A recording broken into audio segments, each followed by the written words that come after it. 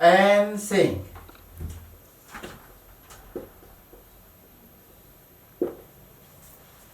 One more again. Simple present. Simple present the first A. I give you about definition of it.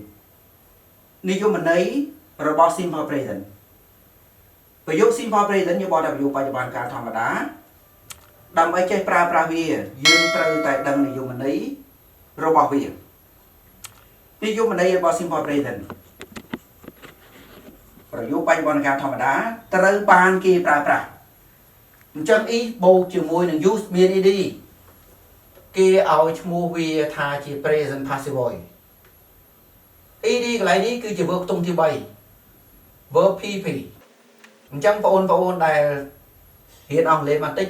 គួរមើលកន្លែងហ្នឹងឲ្យច្បាស់ to be បូកជាមួយនឹង verb ខ្ទង់ទី3គេឲ្យឈ្មោះវាជា present passive voice to be បូកជាមួយនឹង verb ខ្ទង់ទី3គេឲ្យឈ្មោះវាជា present passive voice present passive voice មួយបាត់នេះគេบอกថាប្រធានជាអ្នករងអំពើម្ដងទៀត to be បូកជាមួយនឹង verb ទី3គេឲ្យឈ្មោះវាជា present passive voice គេបកប្រែខ្មែរមកបកថាប្រធានជាអ្នករងអំពើអញ្ចឹង to be បូកជាមួយនឹង verb ទី3គេបកត្រូវគេបកត្រូវគេឬត្រូវបានគេរបៀបបកប្រែជាខ្មែរគេបកត្រូវគេឬត្រូវបានគេអញ្ចឹងខ្ញុំបកកន្លែងនេះឲ្យ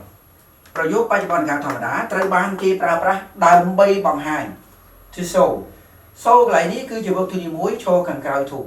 អញ្ចឹង to បូកជាមួយនឹង verb ទី1គេឲ្យឈ្មោះថា infinitive verb បើវាជា infinitive verb to នេះគេបកដើម្បីអញ្ចឹងអ្នកដែលរៀនអង់គ្លេសត្រូវតែយល់អំពីការសរសេរនៅក្នុងប្រយោគបើមិនសិនយើងមិនយល់វេយ្យាករណ៍ណាមួយក្នុងការសរសេរប្រយោគគឺយើងសរសេរមិនចេញទេហើយការនិយាយក៏មិនត្រូវដែរអញ្ចឹងខ្ញុំបកទូទៅឲ្យប្រយោគបច្ចុប្បន្នកាលធម្មតាត្រូវបានគេប្រើប្រាស់ដើម្បីបង្ហាញ an action នៅអំពើមួយអញ្ចឹងយើងអានជាប់វានៅអំពើមួយដែលកើតឡើងជារៀងរាល់ថ្ងៃជារៀងរាល់ពេលឬក៏ជាទម្លាប់របស់មនុស្សរបស់ទីកន្លែងរបស់សត្វនិងរបស់វត្ថុចុះហេតុអីបានគេដាក់កន្លែងហ្នឹងខ្ញុំលើកឧទាហរណ៍មួយបាទអ្នករៀនអង់គ្លេសក៏យល់ថាពី holiday នេះគេសរសេរមានអីខាងក្រោយអញ្ចឹងន័យរបស់វាស្មើពាក្យថា every holiday ឬក៏ all holiday គេบอกថារៀងរាល់ថ្ងៃឈប់សម្រាកលំហែកាយកំពតឬក៏ទឹកឈូ waterfall ទឹកឈូ resort ទឹកឈូ waterfall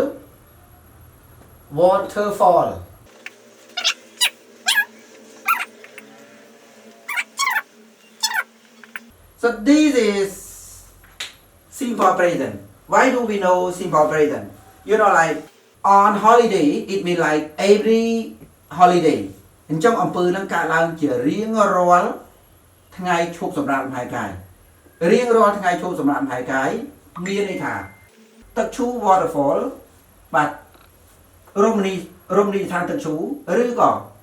បាទទឹកឈូដែលជាទឹកធ្លាក់មានអ្នកទេសចរជាច្រើនមកកំសាន្តអញ្ចឹងរៀងរាល់ថ្ងៃឈប់សម្រាក visitor គាត់មកលេងនៅទឹកឈូយ៉ាងនេះអញ្ចឹងយើងកលេចមើលនេះអញ្ចឹងពាក្យថាពាក្យ holiday on holiday វាជា adverb of time adverb of time នេះត្រូវបានគេប្រើប្រាស់ជាមួយនឹងប្រយោគ simple present ប៉ុណ្ណោះអញ្ចឹងយើងចាំអញ្ចឹងបើសិនយើងអត់ប្រើពាក្យថា on holiday ទេយើងប្រើពាក្យ every holiday បើយើងលុប on ចោលយើងដាក់ពាក្យ every ប៉ុន្តែកាលណាយើងប្រើពាក្យ everyday ជំនួយ on គ្មានទេ s ខាងក្រោយនាមដែលចូលខាងក្រោយ every នេះត្រូវតែចាំអ្នកចេះភាសាអង់គ្លេសអ្នករៀនភាសាអង់គ្លេសត្រូវចាំថានាមដែលចូលខាងក្រោយ every នេះគឺជានាម countable noun នាមនោះគឺជានាម singular